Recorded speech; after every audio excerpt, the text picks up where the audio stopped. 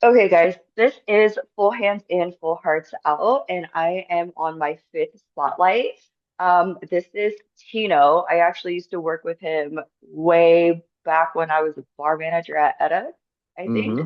you were DJing at the time, and you were also doing your radio show, Yep. and then you recently got into comedy. Can you just reintroduce yourself and kind of just touch on each of those and how you got to comedy? Yeah, for sure. I mean, like you said, we had met. I mean, this was a few years ago because I've been doing the comedy thing now for a year and like some change. I got into the radio world when I was really young. I was interning when I was 13, full time at 16. Originally from West Texas, kind of bounced all over the country, chasing, radio dreams. And then it got to a point where I was basically tired of working for radio companies. And so I started my own syndication with my business partner. Show airs in 90 plus cities now, Shit, all over that's the country. crazy. Yeah, yeah. We've been doing that on our own for about 6 years. And then the whole time I'd been DJing, like that was before I even did radio. Like I had turntables at my house and like a Radio Shack mixer. But comedy was something I always wanted to do. Like since literally like the earliest I can remember is probably like 9 or 10. I would stay up late to watch the Tonight Show, and my grandma would let me stay up just to watch like the monologue with Jay Leno and stuff. Oh, I love that. Um, I had a friend come to town and he sold out stand up live on an off night, and he got this standing ovation. And it was something in that moment. I was just like, man, you've always wanted to do it, bro. You've got to do it. And so, literally, that night, I decided I'm going to do it. The next day, I had an interview with Carlos Mencia, and I was just like, hey, man, what advice do you have? I've always wanted to do it. Like, how can I start? And he's like, well, you just got to do it. He's like, just come open for me. And I was like, well, I've never been on the stage. He's like, well, you're going to Yeah. this weekend. And so I booked an open mic that night on stage for the first time in front of like 100 people. I did 3 minutes and I was very nervous, but I didn't bomb. I got some laughs. And then literally 3 days later, I performed with Carlos in front of That's a 2,000 people. huge jump. Yeah. What And the I've been fuck? on the I've been on the road with him ever since, like literally touring the country, all over the place. And Wait, when you did it that night, did you have to like go back home and like write some shit down, or you're just like, I'm just going up there and just doing whatever? at the time, I had just got married, and so I had kind of like fresh like relationship marriage content. Because like when because we did it, so we got married so fast that people couldn't believe Yeah. it, and so it was kind of easy to No, I talk remember about. that actually. But you Yeah, it's like don't get too hype. Hold on. like your guys' energy has always been fucking magnetic. Like you guys always been. I could believe it. You But guys so getting then, married? but that means that you don't know. So you don't know we got divorced. Oh fuck! Wait, what? But that was the thing. Like that was why we eloped and everything, because you were right. That energy was It very was like, crazy. Yeah, and it's just one of them things, man. Like there's no regrets on my end. You know yeah, what I mean? Like yeah. it's just life, man. You're living it. And I've never been the type to ask for like permission. I'm more the forgiveness type of Right. person, Yeah, yeah. and Same. I'm not gonna fight feelings. You know what I mean? I felt it, Yeah. and she felt it, and we went through with it, and it didn't it work. It kind of ran its course. I mean, roller coaster, Yeah, for verbatim. sure. Fuck. Okay. Life. Yeah, like, shit. I was like, yeah, no, I'm here. I was like, don't get too hype. Hold on. I went down real. You got me through emotions over here.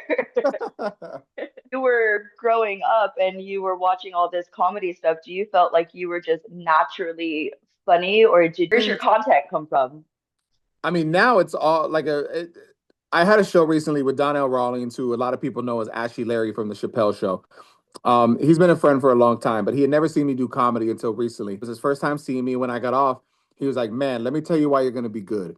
He's like, "Because at the end of your set, he's like, even if nobody knew you when you hit that stage, they learned something about you by the time you got off." And that's what makes a great comedian, is that they want to feel a connection. They want to feel like they know you. I necessarily thought I was funny as a kid, but I was the class clown, but like not trying to Right, be. I just right. I just liked attention. And so I just wanted attention. And I feel like that was what I loved about stand up, was like you have to watch the comedian. There's no music in between, there's no nothing. You're just watching them and what they're talking about. So it's like listen to Right. me. And I I don't need to know. be It just seen. yeah, it always felt right. And so, but now it's really cool because when I go up there and I talk about like my life stuff and stuff I'm going through, when I'm done and I get off, people come up to me and tell me what they related to and what stood out to Yeah. them. And it's just, building a personal connection with strangers. It's something Yeah. about it that feels rewarding. Well, that was kind of one of my other questions because obviously I'm doing a program for mental health and like my whole thing is like giving different tools to different people and whatnot and also how to manage everything. You said you're going through negative things. Does that help you or is that your decompression? Okay. I feel like because that's the message of it, right? Like I'm going to come up here and talk about all the bad stuff that's happened, but I'm at peace with it, and that's why I can talk about it. And I hope that by being up there showing you that I got through my negative stuff, that you can get through whatever negative stuff you're going through. Like I have Right. a tattoo right here. I don't know if you can see it, and it says, Yeah. "Is anyone listening?"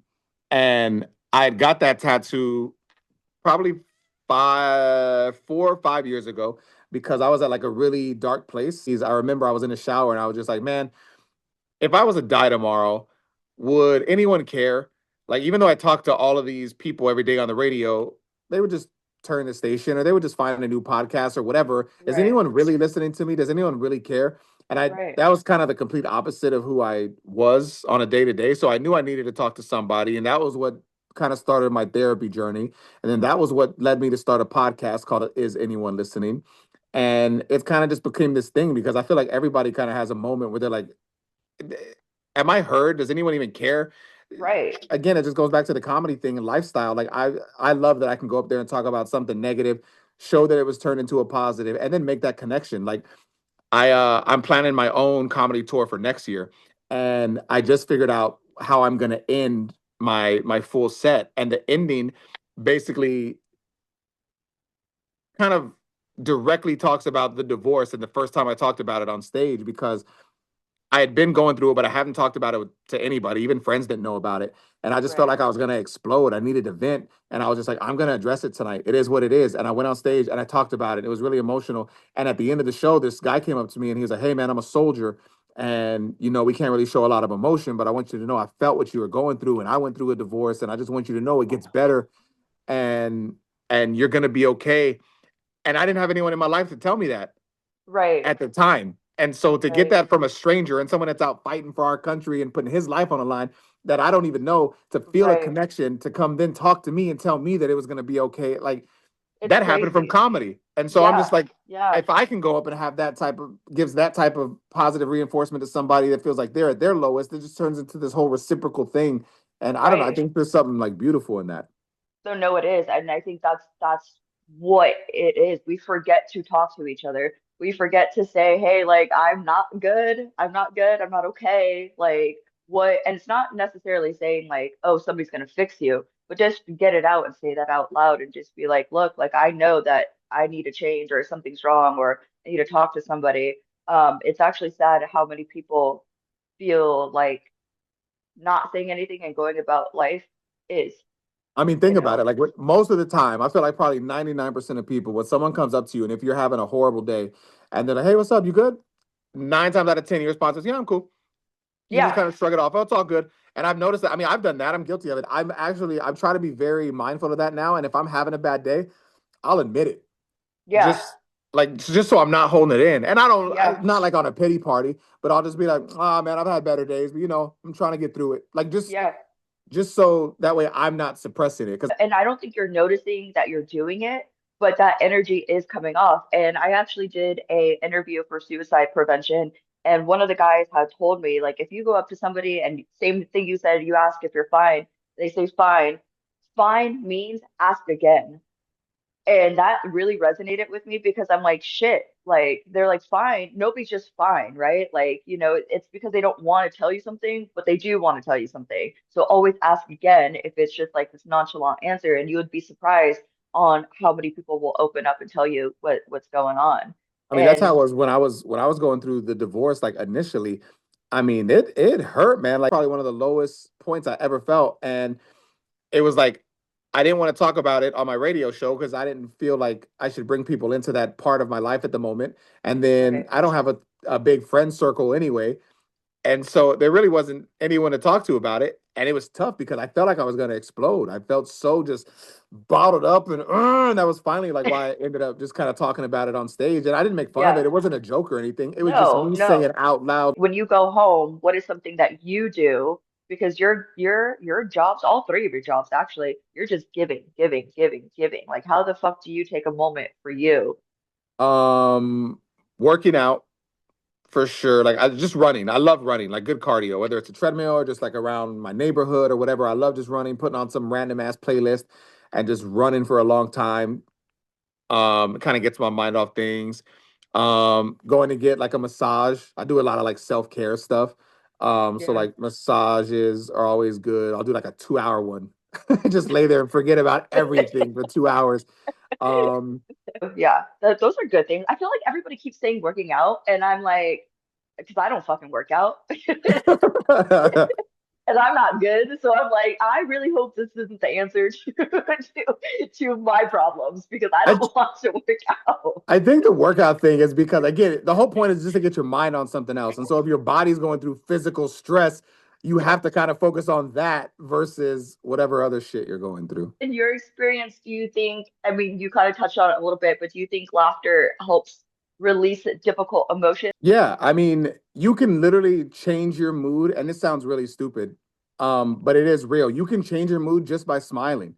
Like even if you're just angry or whatever, if you're alone and just kind of and force yourself to do it. I know it sounds dumb and you'll feel stupid, but something about that it triggers your body because your body knows, right? It's like muscle memory, right? Certain things that you Yeah. do, your body knows what to do. So if you're doing that, your body already is programmed to know, oh, it's funny or oh, it's lighthearted or whatever it is. So to again, you don't want to feel stupid, so a lot of people No, won't do right. it. I was just about to say, yeah, like how do you get past the feeling stupid part? Because Just not caring what anybody thinks. Like yeah. nobody's opinion is gonna pay your mortgage. Nobody's opinion is gonna do anything other